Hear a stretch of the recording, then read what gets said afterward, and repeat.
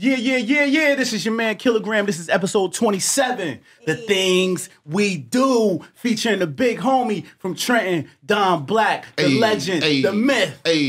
Talk to him, Blaq. What's good, Grant? Thanks for having me, bro. No problem, brother, man. This has been a long time coming. That's right. You know what I mean? We had to put this together. We're going to dive into this, but I'm going to swing it to Juicy. Juicy, how was your weekend? Talk to the streets. You got a lot of fans out there. What's up, y'all? My brother just came home from deployment, so it was a happy moment for me. That's right. We out here. He back. Okay, all right. No problem. Okay, all right, cool. And we also got our special guest host today in the building, my home girl, L-BOOGIE. Hey, Lauren, talk to the streets. What's up, y'all? How you doing today? How was your weekend? It was good. Okay, what you do? Not much. Nothing much? Chilling. Listen, I'm going to tell you, Lauren is here because we don't have no white subscribers. Shut the fuck up. Here we go. You hear me? Bullshit. So if you're watching, Beth Ann, subscribe. Becky, subscribe to the channel. Ain't no Beckys. We tapping into everybody now. They trying to say we only got Spanish and black people on the show, but now we got somebody that's Caucasian. That's right. Greek. You see her? Put some respect on the name. All right. Also, Don Blaq, how was your weekend, brother? My weekend was great. I had a beautiful weekend. Okay, man. What did you do, man? I hung out with my grandson for a little while. Damn, that's what I did. Nice. I knew you when you was 20-something years old and you ain't had no grandkids. Now you got grandkids. I got 2 grandkids man. That's dope. Okay, all right. So listen, this is the part of the show where I put some respect on your name. I'm going to run down a little bit of your accolades. All you do is just say, dope, I agree. That's right, or that's not correct. You know what I mean? No all right, so we're going to start right now. Don Blaq, a.k.a. Andre Long, right, is the legendary rap artist, father, grandfather, CEO of Legendary Music, also by way of Loyalty Fam, the crew, the clique, the conglomerate. You see how I'm talking right now. You see how I'm talking right now. I'm a motherfucker. Shout out to Loyalty Fam. That's right. Cos, Mike Molest, right? That's right. See hands, sincere. That's right. Okay. Also, Don Blaq is a member of the legendary Bounce Squad crew. Bounce Squad. That's right. From what up, iconic. What up, Unique? That's right. Iconic DJ Doo-Wop, fresh out of the mean streets of the Bronx, right? All right, cool. All right, so not only did you work with Doo-Wop, but Blaq has collaborated with legendary rap artists like Fat Joe, FABOLOUS, Capone, Tragedy KHADIFI. Yep. Anybody else that I missed? Cameron. Let's get it. I can't even remember. Everybody, man. Everybody, okay, really, right, you cool. know. That's what's up. Everybody.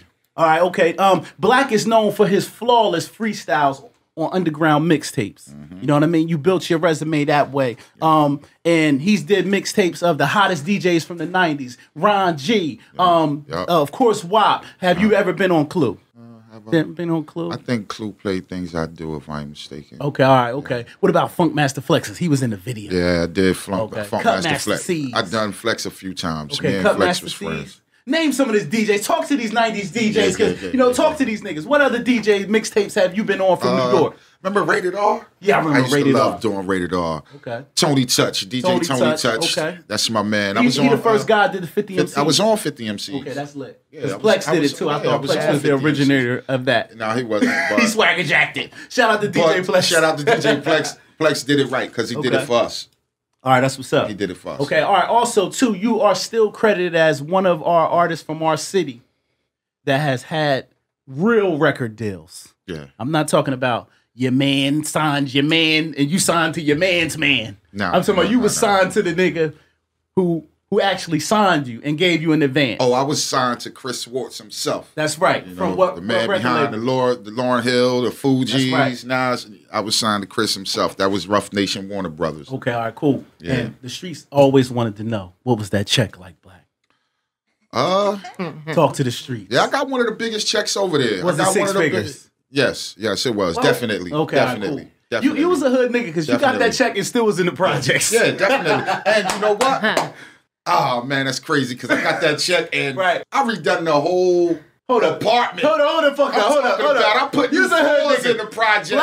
Blaq is telling the streets he got in advance and redid his project apartment. Oh, man. And Graham, you know I had the big screen, surround sound, butterscotch leather. You wasn't worried about the niggas coming through the window? King size beds, Oh man, I'm talking about new kitchen, and I put floors down. They came in like, yo, how you gonna change our floors? Put Like the marble look down. Right. Look, That's love, Blaq. They ain't give me enough to go get the house. Right. So they gave you a probably nice little 60 ball.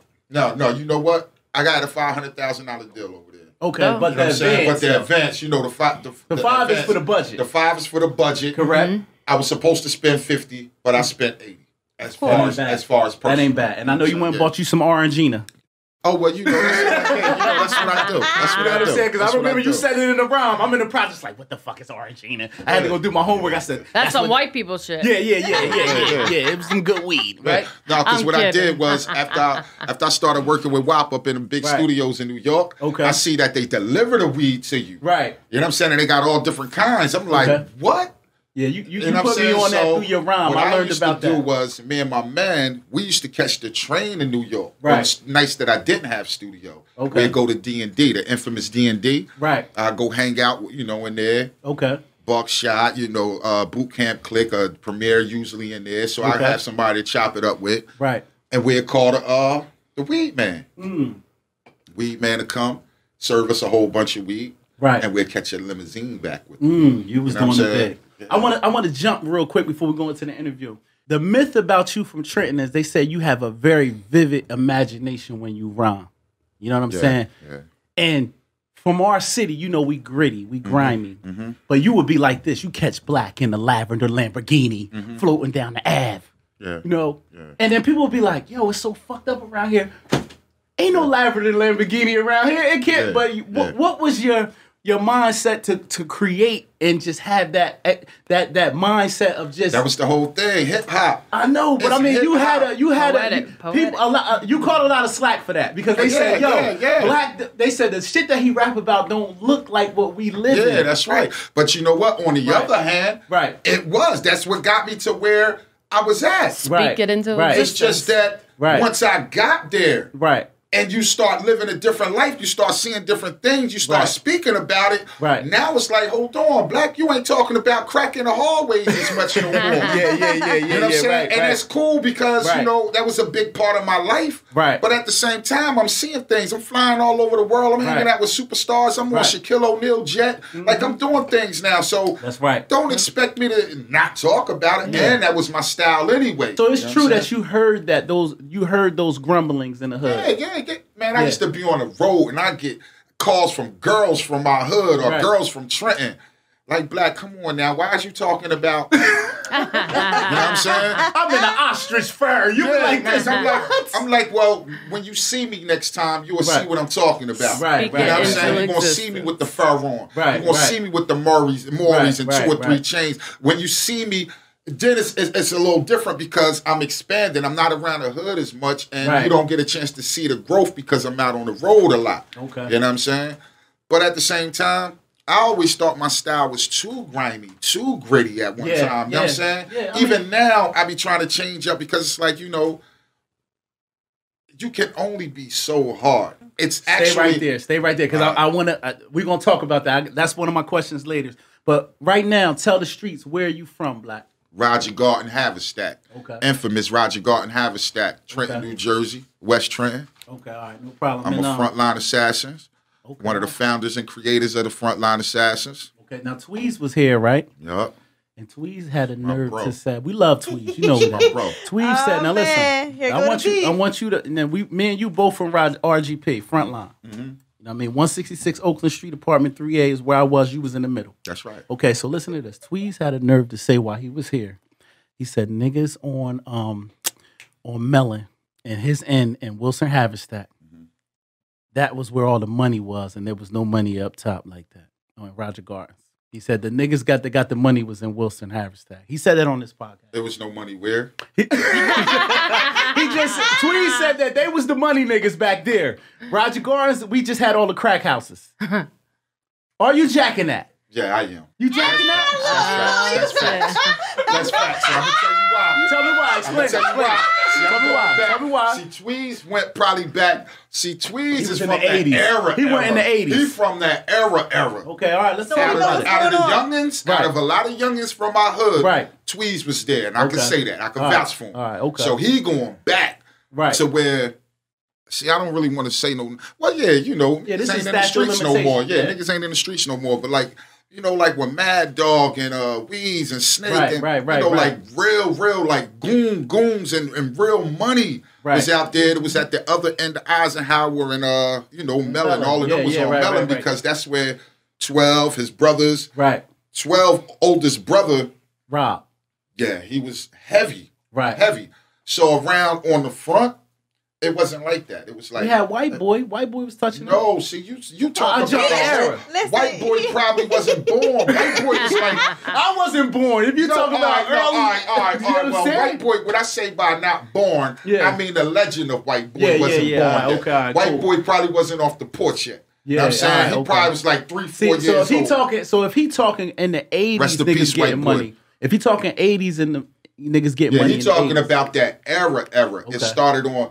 Like, all the real niggas is from Eisenhower and Mellon. Right. That's where it all started from. That's where it started. So you know what I'm saying? You're not saying we had no real niggas at RGP? Nah, I'm going to tell you what happened. Okay. I'm going to tell you what happened. Everybody was raised in Haverstack. All the hustlers, all the killers, everybody from Haverstack. Right. Eisenhower, Mellon, Oliver. That's where all the real niggas is from. Right. All right, now, you get a little older, you get a little girlfriend. Right. Haverstack ain't giving your girlfriend no apartment. Yeah. Roger Garden's going to give your girlfriend an apartment. Right. So now you and your girlfriend first apartment is in Roger Gardens. It's the same So shit, now though. everybody moving right over. Yeah, it's one project, but it's two different names. But I'm just letting you know how it go. Now, everybody girlfriends, they getting, you know, apartments in Roger Gardens. And we growing up, 17, 18, 19, 20. Everybody having kids and they doing their thing. So now it becomes moms is Haverstack. The older people in Haverstack, the moms is in Haverstack. So we got to make a way over here. So yes, the money was on Eisenhower and Mellon, and then it went to Coolidge. Coolidge is the first part of Roger Gardens. And Coolidge was crazy. And then it went in the middle. Until niggas migrated over into the front line. A couple of niggas went to the front because it was hard to get money back there on Coolidge because of the hustlers that was out there. Right. You know what I'm saying? It was some really big hustlers out there, and it was hard to get money. And it was a lot of hustlers out there. Right. You know, the cars used to be backed up, 30, 40 cars backed up. Well, I'm gonna take that answer from you because you older than me and you've seen generation to generation. It took time to migrate over to the front line. And it was still years and years and years before the white boy era. That's true. You know what I'm saying? And before T-Max and all of them. T-Mac and them took over. Okay, and, cool. You know what I'm saying? Before they took over, it was years and years because you got to think it was a whole, you know, rush coming from Coolidge to hit the front line to get the money. And then you had to go through the Don Blaq, Yogi Bear era. We all was out there, Black Pig, Puerto Rico. And then that led up into Trace and you know what I'm saying? I got you. So on and so on. Juicy. All right, let's bring it back. What type of upbringing did you have? You got brothers and sisters? You both parents in the same household? Or hey, you know what? I ain't have no mom, no dad. My sister hated me. Lies. Hell no. Somebody loves you somewhere. That's the dumb rapper story. I had two great parents, two beautiful parents. My father died when I was 12, but he was like one of the greatest men I ever know. Are you a junior? Nah. Or you're not a junior? Okay. Nah. I'm still living off a lot of principles and morals my father taught me. Right. You know what I'm saying? By the time I was 12. And my mother, she's a great woman. She's a very great woman. So I had a beautiful household, always had a nice house, food in the refrigerator. Right. Like I always say, when I was young living in the projects, I didn't know the projects was bad. Right. You know what I'm saying? Until I got older and started venturing out on my own. But I really didn't know we lived in a bad place because my mother always kept a beautiful house, always kept me and my sister fly. We stayed fresh. Right. You know what I'm saying? Always, you know, we had everything. So you only got a sister? Yep, I got a sister. Older? Younger? A little younger than me. Okay. Miss Nikki. But shout out to Nikki out there in them streets. You heard? That's right. Shout out to my sister Nick. She's a great woman. That's right. All right, so everyone in the city knows you as Don Blaq, Black Prince. You know, who gave you that name? Black Prince came from the 5% Nation. You was in the 5% Nation at first? Yes, I'm still a part of, you know, Nation of Gods and Earths. That's what raised me. That's what, you know, after my father passed away, the God stepped in, the older God stepped in, and you know what I'm saying, they seen me going You know, I was straying. Yeah, I was wilding. Okay. You know what I'm saying? So shit that they knew I wouldn't be doing if my father was there. So how did you go from Black Prince to Don Blaq? Like Razzie. Shout out to Razzie. A hip-hop legend in the town. Right. He used to come check me. I was young, 16, 17. He used to stop by. You know, he already had the record deal, pardon me. He used to pull up with the Lex and, you know, fur coats and jewelry, and he used to actually knock on my door and spend time with me and talk to me about the music shit because he thought I was dope, you know what I'm saying? So he gave me a lot of jewels. He taught me how to project my voice. Always had a high-pitched voice when I was young. Right. And he said, your style is like rapid, like, and he just kept on saying, Don Blaq, Don Blaq. And, you know what I'm saying? And he'll pull up, and you know he got the little Jamaican accent, Don Blaq, Don Blaq. And I just thought this shit was hot. So I just started putting it in my rhymes. Right. So when W.A.P got my music, and I was still Black Prince, but W.A.P heard me saying Don Blaq all through the tape. W.A.P like, yo, this shit is hot. Whoever Don Blaq is, the name is hot. You know what I'm saying?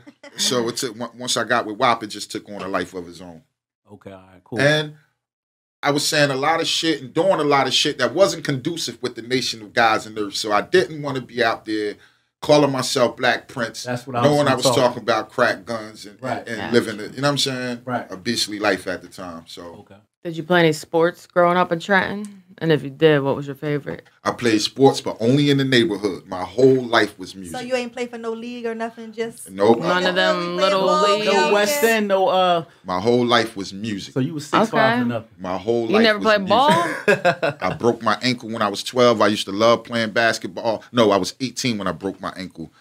And music. I was like, fuck it. But my whole life was music. I used to sit in my mom, I had the TV, the VCR, ceiling fan, air conditioner, everything in my room because I didn't want to go nowhere. I would look out my window and I see my friends, Yogi Bear, AZ and them over there. They playing baseball or whatever. Man, I'm sitting in the middle of 1,000 papers.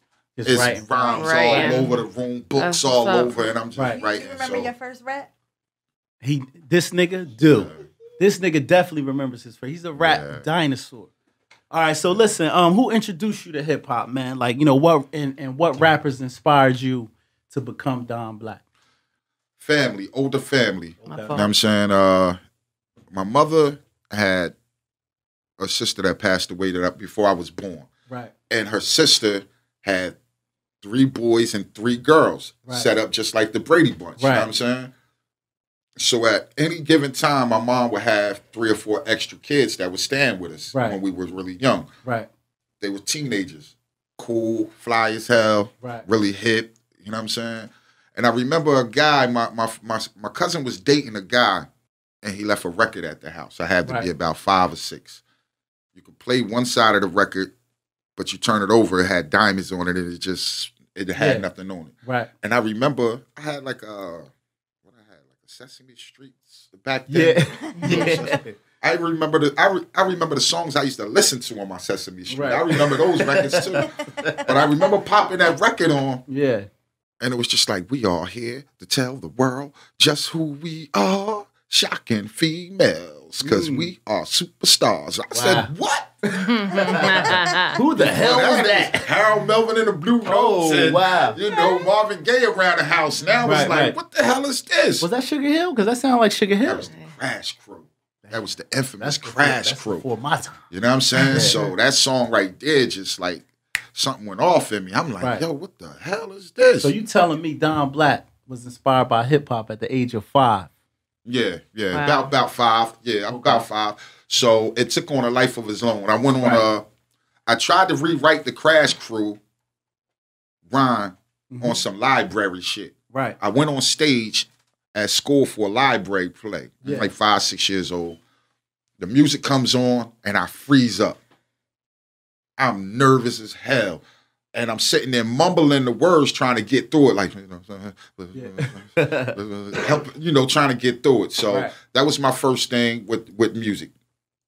I knew that's what I wanted to do. From there, my mom bought New Edition, Candy Girl, you know, with the little rap on there that always caught my ear. Right. What else? Musical Youth. Pass the Dutchie Pony left hand. Okay, she bought the whole album. And I remember sitting there looking at the album cover for hours. at the little kids and their instruments, like, yo, this is amazing. Right. So, you know, it kind of took on a life of its own, just seeing little kids and hearing younger voices doing different things with it besides what my mom was listening to. Right. You know so it wasn't just like Cool G rap and all these niggas. It was like you got inspired early. Yeah, really early. Yeah. My cousin went and got me she used to like, you know, I'm around the house break dancing and popping and so she went and got me Planet Rock and a pair of Gazelles. So my mom was already hip, so I already had the little Adidas sweatsuits, little, you know, all that kind of shit. But the Gazelles and the Planet Rock, that's what set me off. That's lit. Saying? So from there, it was like, yo, this is who I am from there. Right. So I just studied the game. From there, it was Run DMC and everybody that dropped. I'm talking about X-Clan. Poor Righteous Teachers was a big inspiration. Wise Intelligence, man. Just right there. Don't skip. Don't skip. Right. This is the segment of the show where we call it Getting Juicy with JALEEN. Today, Juicy did some homework when she not chilling with Lamar. I mean, anyway, but this is the segment of the show, Getting Juicy with JALEEN. We got the latest and the greatest gossip, where Juicy gonna give you nothing but what's going on in these streets. Juicy, take it away. First and foremost, we got this 13-year-old girl named Lyric Chanel. She tragically died on Friday due to brain cancer that she was battling for 2 years. Rest in peace, Lyric. She actually got 600,000 followers on Instagram. Beyonce did a little something for her. Cardi B followed her. So that was a good gift for her prior to her. Right. Yeah, prior to her dying. That was dope, man. So rest in peace to Lyric, man. You know, it breaks my heart anytime children leave the earth before their parents. And it's just not. Go through that. Right. And she was so bright. Hopefully she was so bright. Yeah. Right. So what else we got going on in these streets? Nicolas Cage got married for the 5th time to a Japanese girl who was only 26. Her name is Rico, I think. Right. Are most of his ex-wives? He's 57 years old. He married a 26-year-old. He old enough to... How you feel about a little PYT, Black, pretty young thing? That's right. Live your life, What you think about that? Live your life. You 57 grabbing something 26 from the grocery store? If it worked. If it worked for him, I ain't the one to knock him. He papered up. Right. He living a different life. You know? I don't, no disrespect, but what is it about white guys and Japanese women? Like, that's just a... that's just a thing. Yeah. That's just a thing. Yeah. Mail order bride type shit. Yeah, I don't know. What the hell, man? All right, what else we got going on? My boy Drake dropped his Scary album EP. Yes. It's like 3 songs. I ain't listened to it. Have y'all? Yep. Yeah. He got Little Baby and Rick Ross on there, but we're going to give it to, Lauren London over there. Talk to the streets. Did you check Drake joint out? Yes, I listened to all 3 of them when they dropped at midnight. Okay, what you think about the album? They were dope, but... Okay. A favorite song? The one with Rick Ross. Okay. The 3rd one. Okay. Did Drake get Rick Ross on there? Because a lot of people was calling me, telling me Drake kicked up on that record. I don't know if he got him on there or not. Right. But I just know the biggest thing about the songs is if he smashed Kim or not. Oh, okay. Hey, that's the whole. Right. That's the whole thing with them 3 songs, and the 2nd song is where he talks about it or raps about it, I should say. Talking about going to Yeezy's house to get himself some Yeezys. So Drake being real disrespectful out there talking about that man's wife. Yes. Come on now, man. He gets a little reckless. Soon to be ex-wife. Right. Yes, he gets a little reckless on the 2nd song, so I don't know. All right, that's what's up. Okay, that's between them. That's why Drake jumping off the porch now, because they going through their divorce. He gonna wait until he gonna trying to catch Kanye when his heart's broken. That's messed up. But all 3 man. songs are fire. They are. Make sure y'all go get that Drake EP right now on all streaming platforms. What you got for him, Lauren? What's next? Next, people that open the doors for you musically in Trenton. Yeah. Can you name some of those people? Or could that have to do with how you met? Come on now. I got a couple names off top. I mean, like, what you mean by open the door? Open the door. Like, basically, coming off the porch as Don Blaq. Mm-hmm. You got to be somebody in your city before you be somebody to the world. Who are those key players that may have done some things that you looked up to first? See, you had to go through Tony D. You come on, all right, man. So that's what you mean, like that's people what I'm saying. like that. The Tony D's, the Blaqs, because it's two different. It's 2 different. You know what I'm saying? Yeah. I'm an industry type nigga. Right. We're not talking about the connect. All right, no. That plays a part of the music too. That's why I said that. I got you. So I do both. All right, Tony D, definitely. Right. Definitely. Bobby Jones from KR4. That's right. Wise Intelligence, Coach of Freedom, Father Shy, the entire Boulevard Mossy, outstanding, Plex. Right. Almighty, yeah, Suicide Posse. Okay. All these people were very prevalent in who I am because these were already celebrities in my town who didn't mind taking me on the road, letting me open up shows. Right. You know, these guys were already famous to me, and they would stop by my house and talk to me, talk to my mother, and you know, they would take time out. So yeah, it was a lot of them that were really prevalent. My cousin Rocksteady, you know what I'm saying? He was the first one to help Wise and you know, Price Teachers with Northside Records. Okay. He really helped me. He was prevalent in a lot of things that went on in Trenton. You know, it's important for you to tell people this history because you know sometimes people just don't. They can go through the whole entire life and not get their flowers. Tony D helped me get my deal with Warner Brothers. Right. You know what I'm saying? Right. And also you was on one of the Poor Righteous Teachers album, right? So Wise actually extended. That's right. Yeah. You know what I mean? Which album was that? Holy Intellect? The Black Business album. Black Business album. They came and got me. Yeah. Did you get a check? Or was that just exposure? No, that was exposure. Oh, that was exposure. But just happy to be but it's on my publishing, so I'll probably be eating off it and don't know. Okay. You know what I'm saying? But as far as upfront a check, I wouldn't. I probably didn't know about an upfront check, and I probably wouldn't have asked them for an upfront check anyway because Wise is a juggernaut. You know what I'm saying? Wise is like, to me, like a Rakim or somebody. You know what I'm saying? Like he's a God MC, and he's from my town, and somebody who actually took the time out. Stay right there. I used to go to your house as a young nigga. With the stories. Here we go. I'm young. I'm ambitious. Talk about it. Plex is the DJ in the hood that's playing the Don Blaq freestyles. I'm seeing Don Blaq is starting all the mixtapes. Yeah, I'm a kid. I'm hungry. Like you said, papers in your room, that was me. Yeah. I'm writing crazy. Ball it up, throw it in the trash. Yeah. I said, you know what? I got to go see Blaq. So I knock on your door. I got my little sacks of weed on me. You already know. Hey, I got some weed. Teach me the game. Anybody that was a rhymer, if you was going to get in the game, if you was doing anything, you had to come through 210 All right, let me finish. And you know it. As I knocked on the door, you let me in. We may have smoked something. We listening to your music. And I'm asking you, I said, Blaq, I want to start. I want to do, I see you drop your best of tape. I want to do my best of. Yeah. So Blaq tells me to my face, you can't do a best of.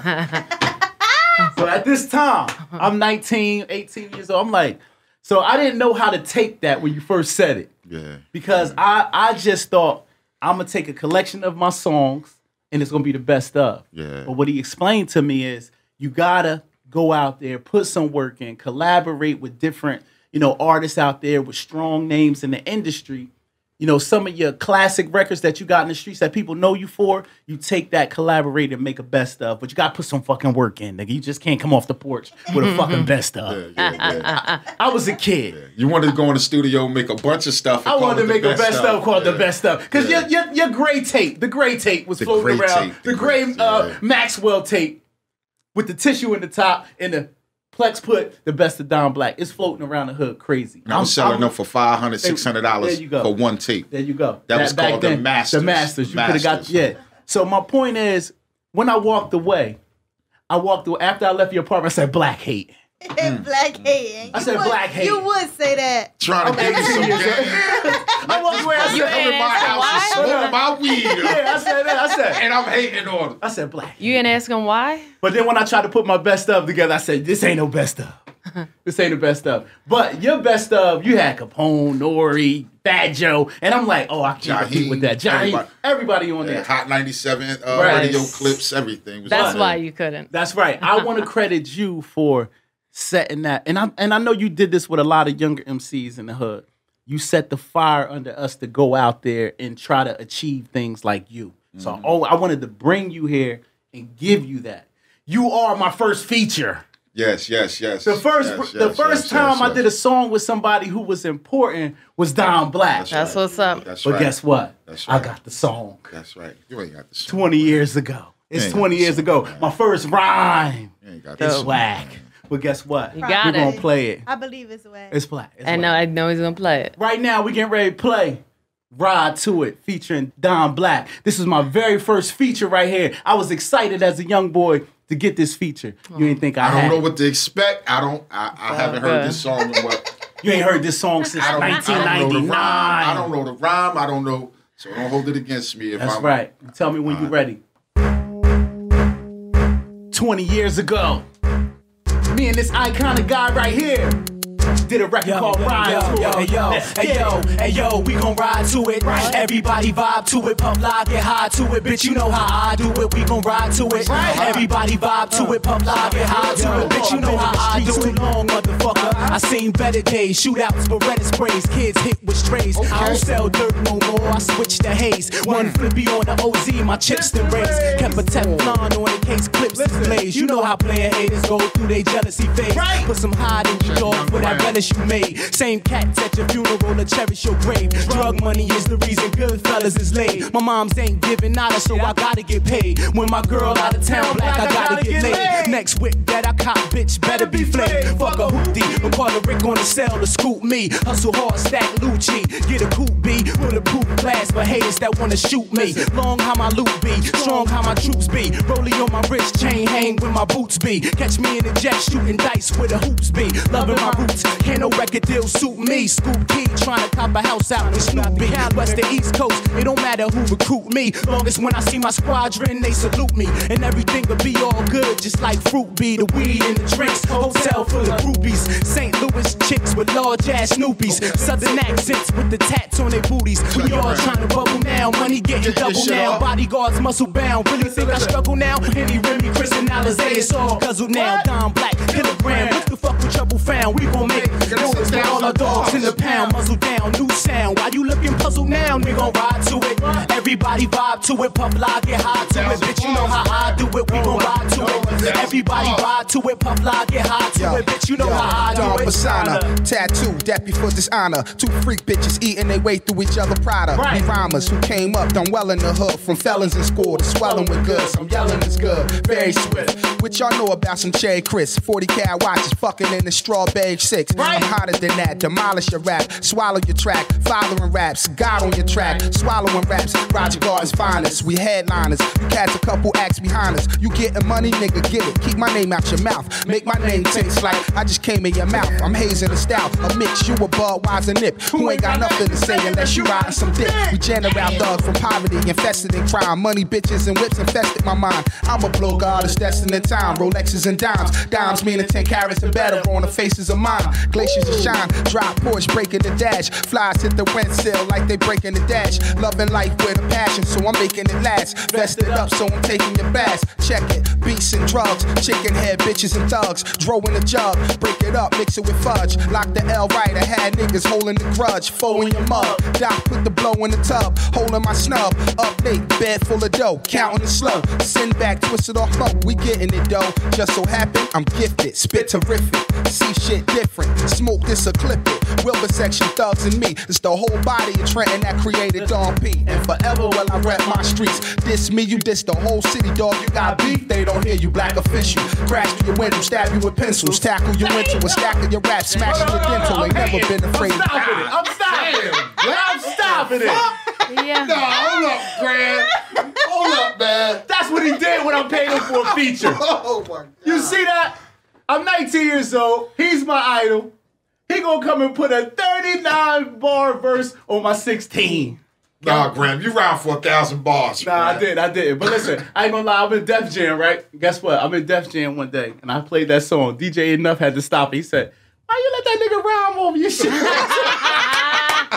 said he won forever. He said, yo, I'm gonna give you a tip. He said, never let them niggas get on your song and do all that shit that long. I said, yeah, Blaq was trying to finish me early. He tried to get me out the way. Damn, and enough, my man. But listen, though, on some real shit, though, that song meant everything. I was the only nigga at that time that had a feature. And you know what? Only nigga in the hood. I wanted you to know that, too. I'm glad you noticed that. No, I did. You wasn't jumping on them other little nigga shit. I wanted you to know, like, where did the love... Like, I was trying to show you that I had some... You know what I'm saying? The love was authentic. Right. You was young. Right. And you know, when people start talking, right. I was a little more seasoned, so I was used to the rumors and people talking. I knew how to brush. But you know what I'm saying? Somebody to get the U or gold or something back then might have been a little easier. Right. You know what I'm saying? But shout out my nigga Gold. No doubt. Shout out to Goldfinger, shout out to Big O. Goldfingers, that's right. But I mean, definitely that was a legendary record. Legendary record, and it meant everything to me. Like I told you, that was my first feature. When I played that in the hood for niggas, they was like, "You mean to tell me you and Don Blaq on something?" It was just the biggest thing in Trenton at that time. Yeah. So, and just to speak on a little bit what you was talking about as far as the disconnect, because sometimes we didn't see eye to eye in the hood. Sometimes our friends, our mutual friends, it's a lot of politics in our hood. You know that, man. Our hood is crazy. Yeah, you know what I'm saying? Our hood is crazy. You know it, man. But we ain't gonna dance on. I'm just saying. But it's always love, and I understand. I know that you was the first feature that I did, and that set my career. Because for what I know is you got to be somebody in your hood before you could be somebody in the world. That's right. That's and me getting stamped from you, DJ Juice, Plex, you know, Boulevard Mossy, just running through these different circles, and they giving me the nod to be able to rep Trenton. That's right. That's right. You know, that gave me the confidence to go outside the city. See, now you can make your best a kilogram. 40. Damn. You could have made it 10 years ago. Yeah. You could have made it 10 years ago and it would still been hot. Yeah, but I mean, I ain't gonna lie to you. But you see what I mean, though. I did walk away and say, put your niggas hating. I got something for his ass tonight. Don Blaq, you don't want it with me. He really went home and did that. Yeah, he did. I never heard it, but I heard about it. Let's talk to the streets today. Let's talk to the streets. Blaq said, I told the Blaq the other day on the phone, I said, Blaq, have me and you ever got into it? He said, yeah, I heard a couple diss records or subliminals that you had put out there about me. I said, yeah. I said, well, I only heard it. I said, I only did it because somebody told me you said something in the projects about me. See? Yo, one of our mutual friends. One of our mutual friends went up to him like this. Yo, Blaq, you hot, but is you fucking with Kilogram? And then Blaq like this. Oh, is that what rap sound like now? So my man came back to me. He like this. What's up with you and Blaq? After he just stirred up the shit. So then he sent me at the crib like this. I'm at the crib like this. You don't want it with me, Blaq? Toe to toe, kilograms on a roll again. It's only right that I keep the crowd. And it's my boy. I brought him in the projects in my crib. I smoked my weed. I probably had snacks for him. And then don't go innocent. Don't go innocent, because when Blaq tells me. Now, hold on. Blaq says, that's right. And after I heard something like that, I had some. This is where I dissed you on this song. Bob, but you know what? What song was that? Yes, you did on the phone. You said I had one line for you. I never put it out. Right. I never let nobody hear it. I was in the studio snapping. Right. And that King of Trenton shit was going on. That's right. Oh, let's bring him up to speed. I was about to say Let's bring him up to speed. Let's bring him up to speed. I was in my hood one day. I shot a video on the Ave over a Rick Ross freestyle. I said, there's only one King of Trenton. And he's standing right here. And the streets told him. The whole city of Trenton. Don Blaq's the King of Trenton, kilogram. Hold up. Yeah, the whole city. The whole city was at my neck in like 24 hours. The whole city. The whole city was at my neck. Like, hold on, man. But I'm gonna say it right here on camera. I wanted smoke too, because I came outside. Yeah, he came outside. I came outside to rhyme. I sent them back in. I sent niggas back in. Hey, go back in the house. Try again. Like I said. I always liked him. This was always right. I seen the seen the hustle in him. I seen the tenacity. I seen it in him early. Right. Now I got a bunch of hymns. Right. That's like 100 of hymns. Yeah. And they were some of the wildest, craziest. That's a fact. But they were all under the music thing, to where that was the thing I had here with them. I could control them through the music. Right. Because I had some little demons. Yeah. So for me to step away from this and go over here, and it was like friction, right? Between my youngins and him at the time. So y'all see where I'm at, how much love I had for him. Yeah, it was friction with my loved ones. I'm not gonna lie, he a lot of times, and I had to step to my loved ones and tell them, like, listen, chill.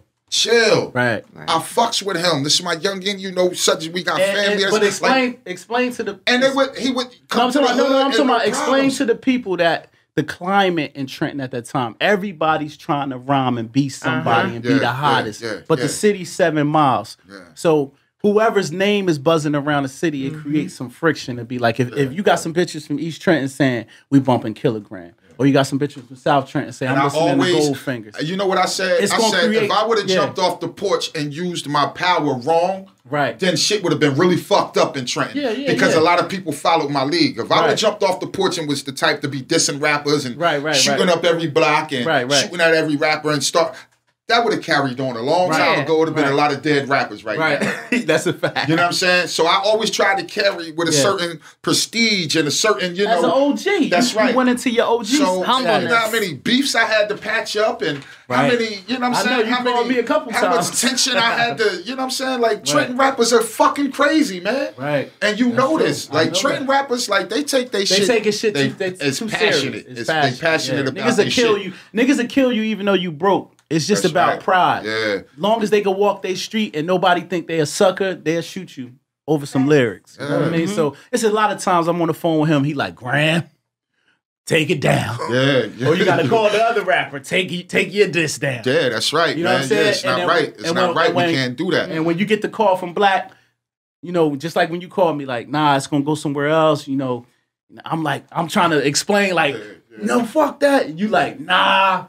I'm like, you know because I understand the anger in the moment. I understand anger in the moment. You know what I'm saying? And pride is a motherfucker. Sometimes you got to teach your youngins the bigger picture. Like, I know what type of person you are. I know where you from, so I know where that anger comes from. That kind of anger can lead to something that 5 days from now you're going to be sorry about after whatever happened. You know what I'm saying? And I done seen it like the same night, niggas sitting there in that cell like, what the fuck I just do? That's a fact. You know what I'm saying? Off a certain kind of anger. So I've always been the one to be, you know, like, hold on, before we go there, nigga, this is rap music first. Hold on. Throw a few words at each other and let's move the fuck on. We got families to get home to, man. Okay, all right. So listen, Trenton had a certain sound in the late 80s and the early 90s. It was more 5% driven. And reggae. Yeah, and but not so much street rap. Your style of rhyming was smooth, aggressive, and you allowed the listener to come into your world of, you know, the crime, the violence, the drug dealing. Do you agree, and was your style accepted at the time the 5% shit was going on? You know what? I was a 5% rapper at one time. Until I found myself. I was the guy in the hood or the youngin in the hood who was adopted by the real drug dealers, the goons, and the you know, the block. And it's almost to the point where they didn't want me to hustle. They didn't want me on the block. I was creative. I had these rhymes. I'm talking about I'm 11 and 12 years old. And they listening to their friends rhyme, but then they hear me rhyme, and these niggas like, yo, it's different. You know what I'm saying? I don't know if I had already started getting your vocabulary. And upgrading rap. I thought rap was too basic. So, you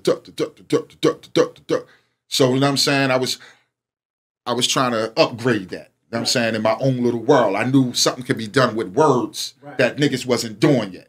You know what I'm saying? And once I started playing with the words and getting them together, the people on the block used to hear them be like, yo, what the fuck? Yo, listen to this. So it came a time where they hooked up with a guy who was in Trenton who knew about music and studios and shit. They was like, yo, take him and his man to the studio. This is my first DJ, Asiatic, my best friend. Hey, take him to the studio. You know about studios and shit. Take him to the studio. So you're like, yeah, I could take him to a studio. Ain't no problem.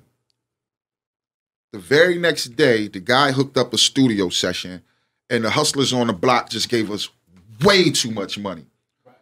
Way too much money. The studio was $10 an hour, bro. Damn, back then? I'm 12 years old sitting in the studio with $750 in my pocket.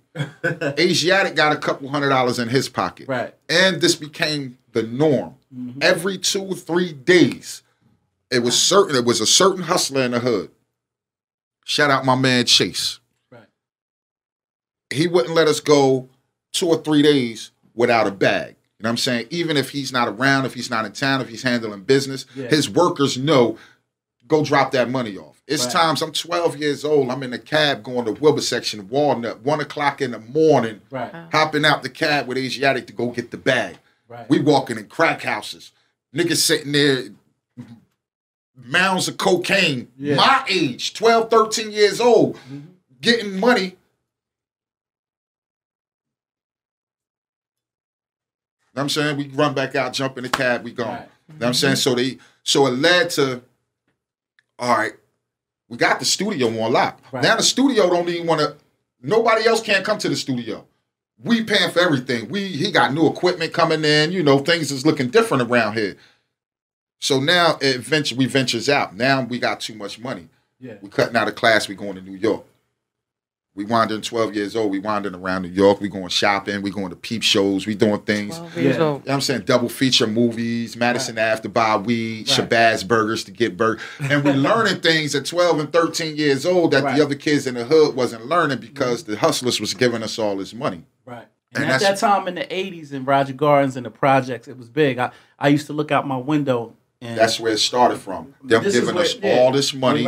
To go to the studio. So now we got demos and, you know, the hood is rocking. It's all about Black Prince. And that was the start. And that was the start. So now, back then I had more of a 5%er, more of a, you know, that was me. That's all I knew. You know what I'm saying? And I stood on it. So real quick, when did you get to the street rap? Now, you got to understand, the hustlers is paying, the hustlers... So I'm around nothing but... They ain't trying to hear that lesson shit right now. No, that's not it. That's not it. It's just that, but this is what I'm around all day long. Right. I'm going home, I'm studying my lessons, I'm hanging out with the guys and stuff sometimes, but I'm really, really in the trap. It's really pillowcases full of crack vials and, you know, niggas got long tube socks full of money and it's crazy and the shit. And I'm hearing about the murders. I'm seeing how they get done and I'm seeing who do it and why they do it, and I'm seeing where they stash the guns. I'm seeing a lot of shit.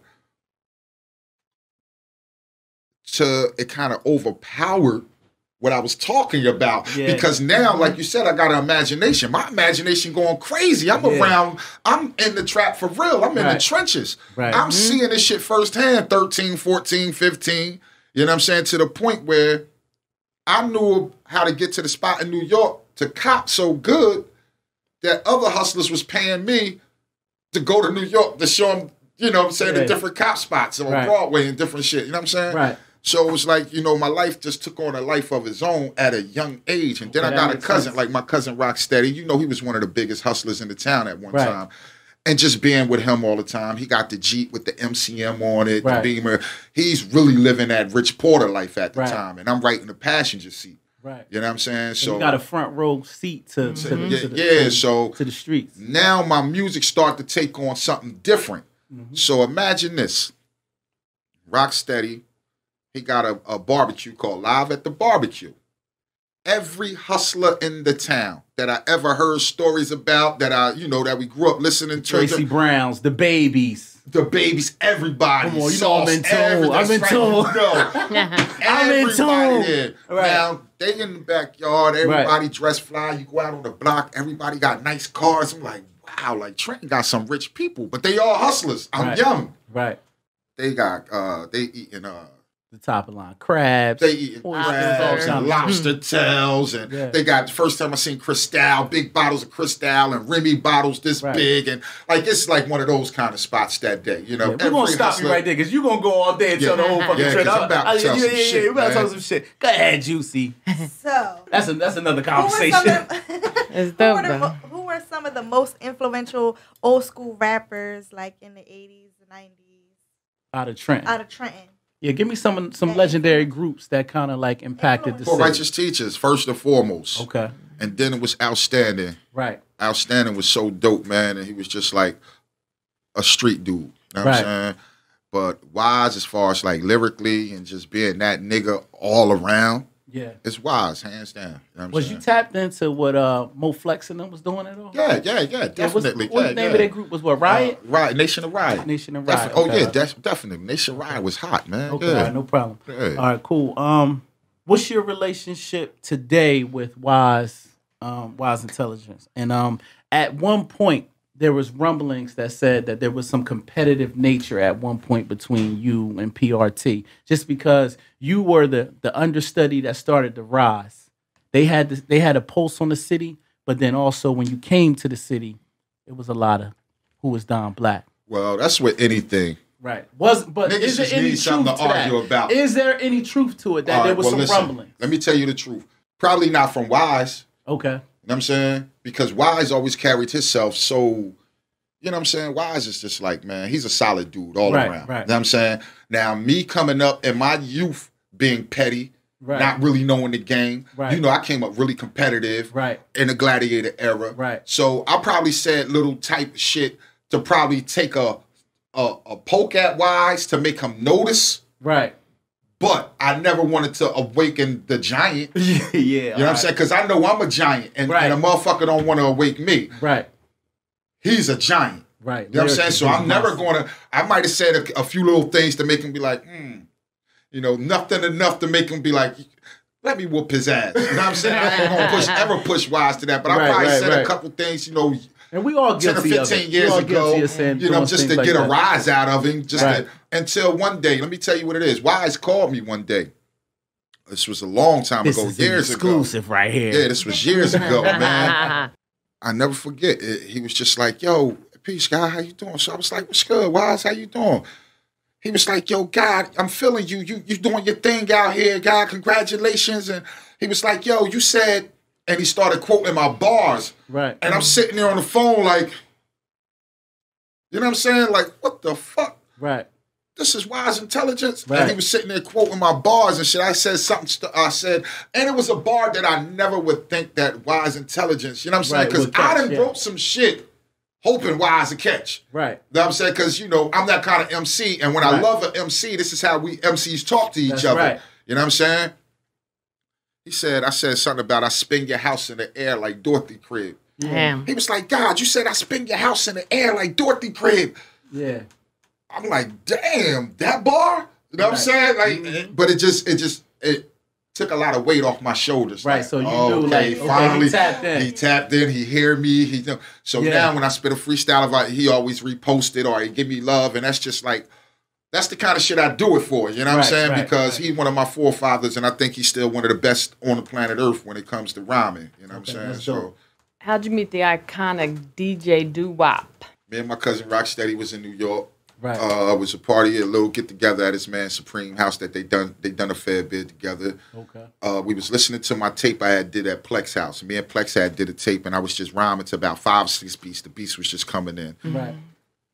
All weekend while we was up in Queens, everybody listening to the tape. So when we was about to leave, Supreme was like, yo, let me get that tape. I know Ed Lover. His mom lived around the corner. Right. Me and Rock was used to hearing shit like that. So we like, man, take the tape. You know what I'm saying? We got more. Well, you know what I'm saying? Yeah.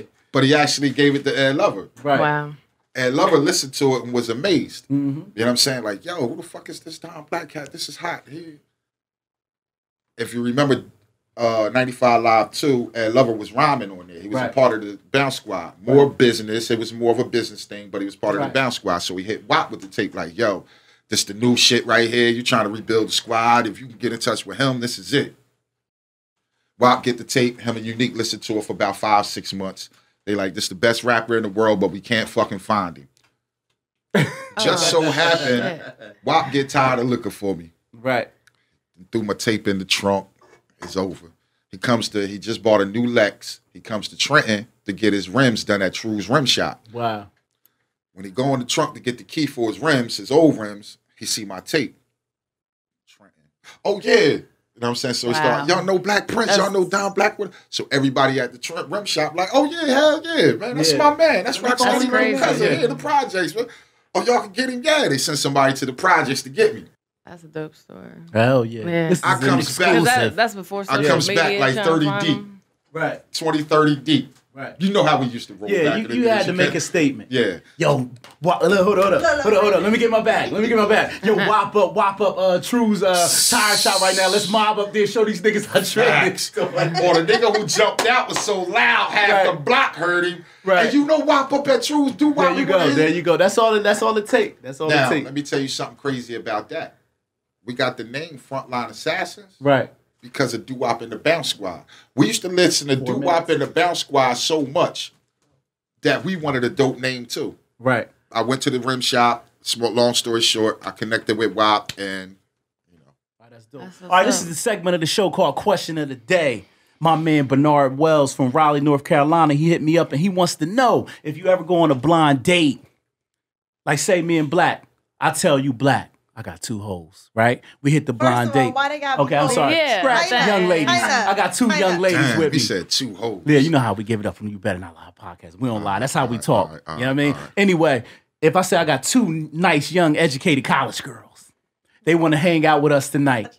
I get there. Me and you go out to the restaurant. Too young, Graham. Too young. No, I mean college girls. Yeah, too young. Now you just said Nicolas Cage can marry somebody at 26. 26 in college. No, I'm saying for him. I like women. All right, cool. Well, these well-established. Some good women, MILFs. some nice women. How about some MILFs? That's right. With college degrees. That's right. With college degrees. You like a MILF? I love a MILF. Okay, that's what's 2 MILFs. A MILF, that's right. I'm in the 40 club. We got 2 MILFs. That's They're going to right. meet us at 45th Street Pub. I'm done. Right? I get there, right? Blaq, I'm feeling the one you with. She eyeballing me all night. She kicking my feet under the table. She not feeling you, and my homegirl not feeling me.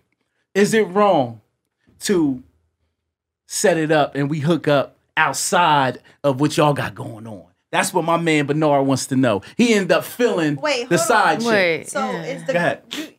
So you saying you brung the girls though? So you dating the one girl? No. I just bought 2 swammies. They nobody. He bought 2 girls, but he gave one to me. He kept one. That's right. But the one he with don't like him. Or he don't like her. Right. And me and her not feeling each other either. You feeling her? She just ain't feeling you. Gotcha.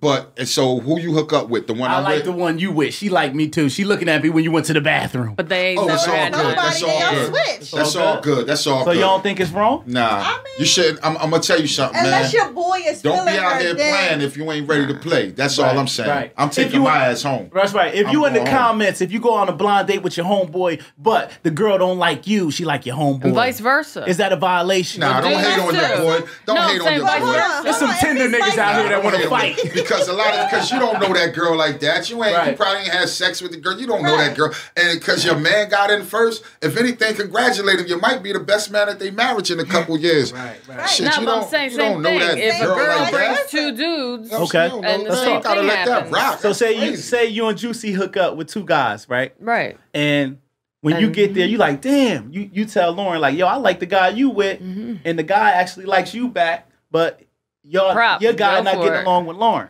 You know what I'm saying? Or he don't like you. So you gonna give her the green light? You don't like me, but you gonna give the green light? You gonna give her the green light? Yeah, why? Yeah. Y'all trying to act like y'all ain't sensitive. But why are you gonna try and keep someone that it's don't want to be nobody- with you or like you? if it's somebody I've been talking Put to, a camera on Deb. Deb, what you think? You said it's a first date, though, Brand. Like, It's you a gotta let first that date, go. like, Yeah, Listen, and I no done history. seen plenty See you fights again start off a anyway. first So, date. No history, nothing. If you yeah, like my, no if big I'm deal. with you and you like my man on the first date, then I don't Right. want to see you for the second time anyway. Nah, Right, that's exactly. corny. All right, real quick, because we don't got too long. Dev doing this. Once he do the helicopter like P. Pablo, he said, But get you the want to fuck know if out of somebody here. pulled the Mac Pablo. 90 out on me? No. Nobody's ever pulled the Mac 90 out Say on it me in with your my chest, whole baby. motherfucking life, bro. That is a total fabrication. This is a show called You Better Not Lie. That's right. Bro, now hold on. Before we go anywhere. Bro, I got the eat hold ass on. face on You right now. I don't know me. what's going on right You know now. me.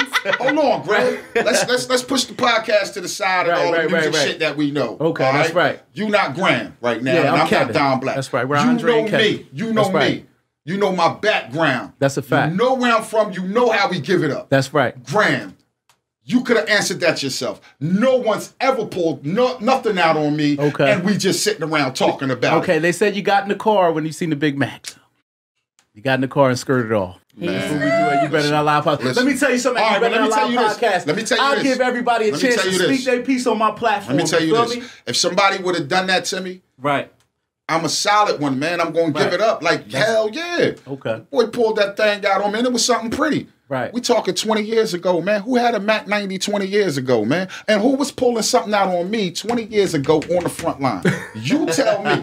You Hey, tell man, me. listen, my name Bennett, and I ain't in it. And that's my little brother. I Right. love him to death. Like, Right. that's my brother. Right. You know what I'm saying? Like, that's my For brother. those who don't me know and what's him- going on, he's talking about, I had a guest up here named King Na. King Na said that him and Blaq had a rap beef The beef went sideways. It wasn't no rap beef. And all right, let me tell you this. I didn't know that's what we was talking about. Talking about King Nah. Remember That's my little brother. That's my little brother. Like I love him. That's my. I got real. I love him. That's my little brother. Right. But the story he told was a fabrication. Well, parts of it. So you know what I'm saying? He lied on my because he needs to be. The story wasn't even all that. It wasn't. Now, granted. Fact checks. Granted. I understand when people go through things with me. Right. They blow them out of proportion. I done been through this all my life. Right. If you got something with Don Blaq or anything's going on, the story is going to be way blown out of proportion. Women, I done slept with women, and the story is just like, man, listen, man, stop blowing stories out of proportion and keep it 100. The story is called You Better Not Lie. Right. The situation, it was cut and dry, man. I'm in the hood, I'm getting money, so I'm kind of sidetracked. I'm not really, he came up, he got his music, and he's trying to let me hear his demo. Right. I can't really hear because, I'm sidetracked doing my thing. Right. A bunch of my youngins, my wild gremlins, you know them, Graham. They all around the fucking, the fire escape, they hanging out, but they messing with me too. Right. While they cracking jokes on me, I'm handling my business though. He come up, he letting me hear it, but I can't really focus on it at the time because, there's a lot going on. Right. I know how you used to do. You be on your Hollywood Chuck tip sometimes. All right, so, but at the same time, these niggas over here, they giving him problems. They probably saying little different shit about his music, but I'm not hearing it. I can't pay attention. I can't with you, Blaq. I need you to stop this he just disappears on me. He just disappears. I don't sing. When I come up for air, I'm counting money. I don't sing. 3 or 4 days later, he got a diss song about me. Right. So I'm like, what the fuck? How the fuck you gonna try to diss me? And so I see what it was. I'm like, okay, the Wild Gremlins was here. He couldn't diss the Wild Gremlins. I'm bro. I'm big bro. Right. Let me take a shot at big bro. Cause me and big bro would talk about it. And he ain't gonna do shit. So I remember going out looking for him. I couldn't find him. I goes in the studio over the Nas Hate Me Now track. Oh, no, you didn't want to say that. I went crazy. Right. Lost my mind on the track. Went to DJ Plex. Right. Had Plex make me up 100 copies and just gave them out. I'm all up your way, up top, all on Spring Street. I'm all in the projects. I'm just giving them out. Right. Nigga tried to diss me. That's how I came back at him. I'm young. We was wild. So that was it. Yeah. I couldn't find him. I ain't seen him or nothing. He was working in the same house, my baby mom house. He working down the hall with her brother on a 2-track. Right. I'm coming in the house. Me and her coming from New York one night. We walk in the house like 1 o'clock. It's a dark on the porch. We walk in. 6 young boys come walking by me. They must have heard us pulling up. Oh, there they go. We got to get out of here. But we caught them coming out. I hear 5 of these. Hey, what's up, Blaq? Hey, Blaq. What's up, Blaq? One person didn't say, what's up, Blaq? So I was like, what's up? Nah? Oh, yeah. We goes outside. His friends hold him. It's the bullshit. I don't even want to get into that because this is my little brother and I do love him. We're not going to get off in that. That's right. But through that whole conversation, what I got out of it was I didn't focus on him. I didn't pay attention. That's my brother. Fuck niggas. That. I'm supposed to pay attention. Do you remember a car on the Ave and him pulling up to your car and then you rolling? That never happened, bro. Okay, so we ain't got to talk about that. That never happened. That can't happen. Even if that can't happen, bro. All right, no, I know you a legend. I'm just saying, I just want to get right into the meat and potatoes. Right into the meat and potatoes. He needs to be asked. Shout out to my man King Nah, Don Blaq. This is Roger Garden Business. Is legendary shit. Right. He said his piece. Don Blaq spoke his piece. It's up to the people and to you know decide what? I love who the fuck lying. See, now I should have talked about one of our real arguments. Me and Nah argue all the time. Exactly. I know y'all bros. That's my brother. I love Nah, man. I got one more question and we're going to end it off, man. What happened with the Rough Nation situation? This is our last question and we out of here. Tell me about that because you were signed. Yep, Tony D came into the projects. Right. He had a big ass 357 on him. That's right. I looked at the white boy and said, what the fuck is you doing around here? Mm-hmm. He looked at the coke in my hand and said, why the fuck is you still doing that? Right. Don't you know these people want to give you a bunch of money for what you doing? You still out here doing this? So I'm like, yeah, all right, whatever. Next day, he came to my house and picked me up and took me up there because the first time I went up there, I was signed to an independent label and they fucked the deal up for me. Was that something people? My People Entertainment. My People Entertainment. Off the, what I put out, Toy Soldiers. Right, That's right. So now. You owed them a couple of dollars, right? They didn't owe nothing. Okay. What happened, see, that's what I'm saying. That's the myth. When I got down with them, I was papered up off the street money. Right. When I got down with them. Right. They told me to stop hustling. We're going to take this music serious. Okay, I stopped hustling. I put out Toy Soldiers. Man, you see how many copies of that shit we sold? We went crazy off of Toy Soldiers. The hood was crazy. It's right before Christmas. It's a couple months before Christmas. I called the nigga. I'm like, yo, the CEO. I'm like, yo, Christmas coming up. I got to go get my son some shit. You know what I'm saying? You know, going to that bank account, throw me something. Oh, Blaq, we got to do this. We got to do that. And then, you know, it was a big, you know, I didn't hear, you know, yeah, I'll send it to you. Right. So it was like, yo, you should get a job. So I was like, man, I ain't had no job when I met you. What is you talking about? So you know it went awkward from there. We goes to Rough Nation. They try to do the deal. They in there asking them for some Puff Daddy money. They want $10 million for their label. These people looking at them like, look, what we can do, we can do this. And they about to hook them up with a $2 million deal for they, you know, to hit me off. And they about to hook them up. They talked themselves out of the deal. I remember going in the hallway saying, listen, I don't know what y'all talking about, and I don't do my deals like this. Right. It sound like y'all having a contest of who can say the biggest words. The word is life. This is exactly what I told him. I said, it sound like y'all having a contest of who can say the biggest words. If I don't understand in layman's terms what's going on, broken down to the percentages and what I'm supposed to do, how much money I'm getting, I want to know everything before I leave out, or the deal's not going nowhere. Oh, Blaq, you crazy. Blaq, you crazy. They fuck around, talk themselves out the deal. I'm in the projects. I'm back trying to get right. Tony D shows up. Yo, man, I don't know what's up with these guys you with, man, but these people want to give you some money. You ain't got to do that no more. So I goes up there to the label, and it was this easy. Chris Schwartz had already left the word. I don't care what you have to do. Sign Don Blaq. Right. They in there going back and forth with the contracts. The guy over here typing and they putting different things in. And he was like, yeah, man, what we're going to do is we're going to start Don Blaq off with $250,000 and it's going to be great. And Tony D over there damn near whining like, 250? Like, what is he going to do with 250? That's no money. I could have left him where he was at. He probably got that kind of money already. This is how Tone talking. Tone's a hustler, though. Yeah. I like Tone. Rest in peace, Tone. Yeah, you know what? We'll start him off at 350. That'll be good. 350? Come on now. You got Don Blaq here. You might as well make the best of it. Yeah. He went to 450. Tone wine. He was like, listen, what we'll do is we'll start him off at 500,000. If he sells such and such, then we'll do the $1 million deal and such, and went through that. Now I'm looking like, Tone, shut up. Yeah, we taking this far. Go back I'm looking at Tone like, please shut up. Don't say nothing. Know what I'm saying? Chris Schwartz come wandering in. Back then, I didn't know the makeup of a label, how the labels, I didn't know an A&R from a CEO back then. Right. You know what I'm saying? He comes in and he was like, hey, Don Blaq, man, great to meet you. And I'm looking at him, he looking like one of the Beatles or something. You know what I'm saying? So he was like, hey, come take a walk with me. This man over here talking about giving me $500,000. I'm not going nowhere. That's how I'm thinking in my head. Like, you know, give me a minute. I'll be there. Right. The guy sitting there about to give me the $500,000 looked at me and said, yeah, that's the nigga that's cutting the check right there. Like, go. You know what I'm saying? I looked at Tone. Tone was like, man, you better. So I got up and I took a walk with him. Walked me through the label, showed me what was going on, what he done. He was like almost selling himself to me. And this is Chris Schwartz, the man behind Lauryn Hill, the Fugees, Cypress Hill. So he took me in his office and we sat down in his office and we talked for about 2 hours, Graham. We talked about everything from shoestrings to hip hop to the kids and everything. And he said, he went his thing right here. It was called petty cash. He took 5,000 cash out and he went like this. He shoved it across the table. He said, so what's to keep you from taking my money and me not seeing you after the holiday? And I pushed it back to him. I said, you know, because that's not enough money to keep me away from you, Mr. Schwartz. You know, looking around here and after talking to you, I see this is my future right here. This is where I want to be. So that's not enough to keep me away. Right.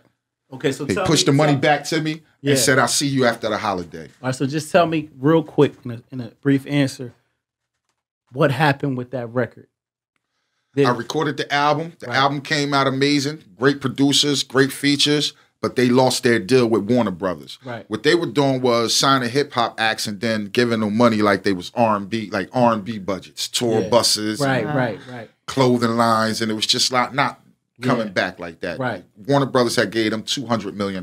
Yeah. And I sat there and I damn near watched the $200 blow out the, I went to Cali with Kobe Bryant, the right for one of his artists at one time, and came back, and everything had changed. The office was changed. A lot of people was fired. The plaques wasn't on the wall. Like what the fuck happened around here? Right. You know what I'm saying? So cool. They lost their money.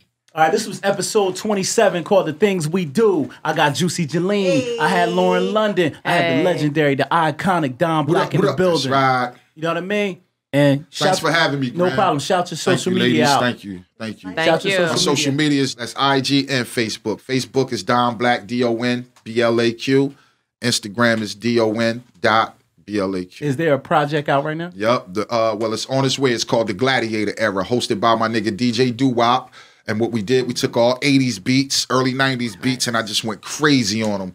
You know what I'm saying? I made it sound like I'm standing in the park just rhyming over Rock the Bells and shit like that. You know what I'm saying? And the shit is crazy. I got Capone on there talking his shit. Okay. You know what I'm saying? WAP on there talking his shit. My son got an album out right now called The Crowning on all digital platforms. Y'all could check for that. Tyrant Fly, The Crowning. Right. But get ready for The Gladiator Era. I'm going to have a link up in a couple days. And we out of here, bitches.